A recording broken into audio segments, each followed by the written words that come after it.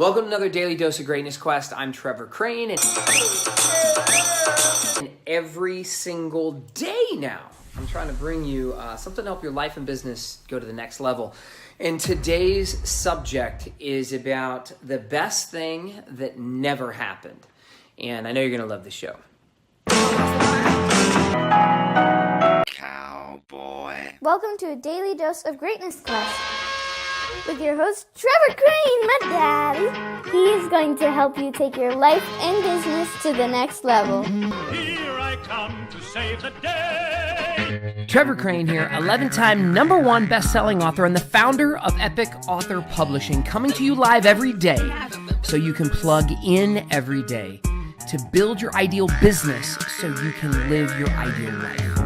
If my daddy can do it, then anybody can do it because he's a weirdo. You're supposed to make me sound cool. Okay, guys, so welcome to the show. I have been doing my podcast now for over 100 episodes every day. Pretty excited about that because I think that it's been adding a lot of value. I've shared with you a lot of stories, a lot of our journey. I shared with you guys how we swam with pigs and dolphins and done some cool stuff. And I've shared with you some things that made me feel vulnerable, the things that scare me and whatnot. But I was thinking recently, and have you guys remember that song by Garth Brooks? Sometimes I thank God for unanswered prayers. That's a daily quote of the day, by the way. Sometimes I thank God for unanswered prayers. That's actually what today is about, are the best things that happened to you and me that never happened. Because sometimes I think we plan these big goals or these big dreams and we want things to happen. We're like, I'm in love and I hope I'm with this woman or this guy for the rest of my life. And then the best thing ever happens and we break up. Sometimes we want our business to be phenomenal and we're in one business or another. And then the best thing in the world happens that we lose that business. And I think there's a magic in finding the real gift behind the trouble and the heartache and whatnot. But I was thinking about the times in my life when this has happened to me. When I was a teenager, I had my first job ever, other than working with my dad, which I don't know that I would call a job because, those are things I just had to do. But I got a job working at a gas station. And that was a job I got fired from. And I got fired because I put transmission fluid. Someone came by the gas station and I would fill gas. I was like 15 or 16 years old. And somebody said, can you put oil in my car? And so what I did is I grabbed a thing of transmission fluid. I'm like, which one would you like? And he goes, the white one or gold one or whatever it was. And so I grabbed it and I filled up his engine with transmission fluid. By the way, you're not supposed to do that. And they fired me for that one because I didn't know any different. I asked the dude, what do you want? And he bought it, but I lost it. Now it was a bad thing. Like, I was fired. But thank God, I wasn't like the gas station dude, right? And then when I was in high school, I had my first girlfriend. How about you? Do you remember your first girlfriend or first boyfriend? And I was in love with her. She was my first. And I wanted to be with her forever. And I remember telling her one time, I'm so grateful you're the only person I've ever been intimate with. I just think this is going to be amazing and last forever. She broke up with me within a couple of weeks. Apparently, she wanted to have a couple different flavors, taste the other ice cream that was out there. And I was heartbroken, but thank God, right? And I was a serial monogamist for a while. So I can't tell you how many times I was in a relationship with someone and wanted it to last forever. And then it didn't. But thank God for unanswered prayers. The best thing that ever happened was that never happened. So my question for you is, and my challenge for you, and I'm going to tell you a couple more stories here, but I think you get the premise, is that I want you to think of something that used to be a goal that you really wanted. A goal that's something that you were striving for it personally or professionally. And then you did not get it. You did not win. You failed the test. You failed. You miserable bastard. You failed. But then it was the best thing that never happened. You didn't get that job, you didn't stay with that girl, but you found the next thing, which was the best thing. Maybe there's a couple things down the line, but what are they for you? When I was in college, because I'm going in chronological order here, I made my little list of a few things to remind myself and also to jog your memory about it's okay when things don't work out the way that you plan, because sometimes it's God's plan or the universe's plan or whatever, right? When I was in college, I was a freshman, and I thought I wanted to be a football player because I'm such a big guy. I was like, I'm so fast and I'm so black. I'm white as a sheet. So, by the way, if you're listening to this on podcast right now, I'm making a video, creating a video episode. So go check it out on Facebook. Go check it out on the YouTube channel and whatnot, and give me some love because I'm in my office right now. For those of you who are listening. And you'll probably already know I'm not black. Not that they're saying, I'm just saying I wasn't the greatest athlete. There's some phenomenal white athletes, by the way, and now I'm just going to seem like a racist bastard, which I'm not. But hey, I wanted to play football. Just so happened that everybody else on the team was better than me. So when I went to Glendale Community College out of high school, I went there on academic scholarship. I did just barely good enough to get a little in-state academic community college scholarship, which paid my tuition was like $110 or something like that. That's the amount of scholarship that I was granted from my genius. But I wanted to play football. And thank God I didn't. I didn't make the team. I certainly worked out with them. I certainly got my ass kicked with them. I tried all summer. My buddy and roommate made the team, and he was actually brought in for athletic scholarship because he's a bastard.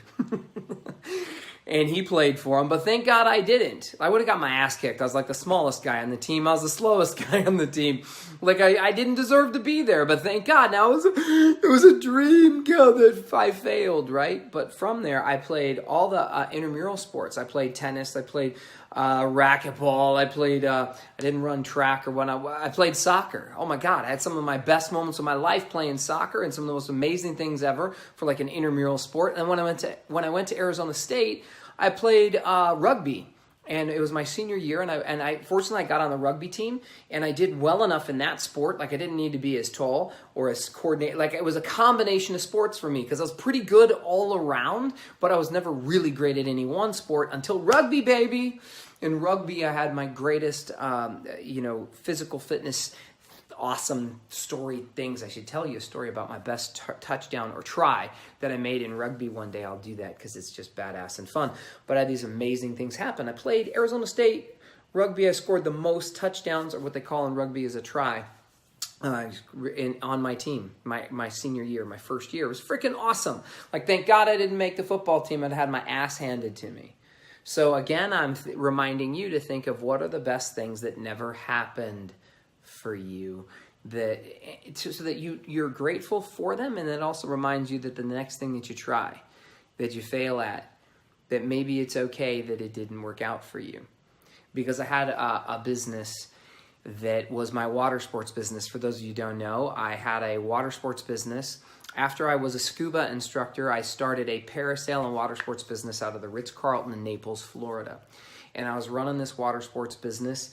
We had wave runners and sailboats and kayaks and my parasail business. And I was doing well there. I had been there about 6 years, maybe going on 7.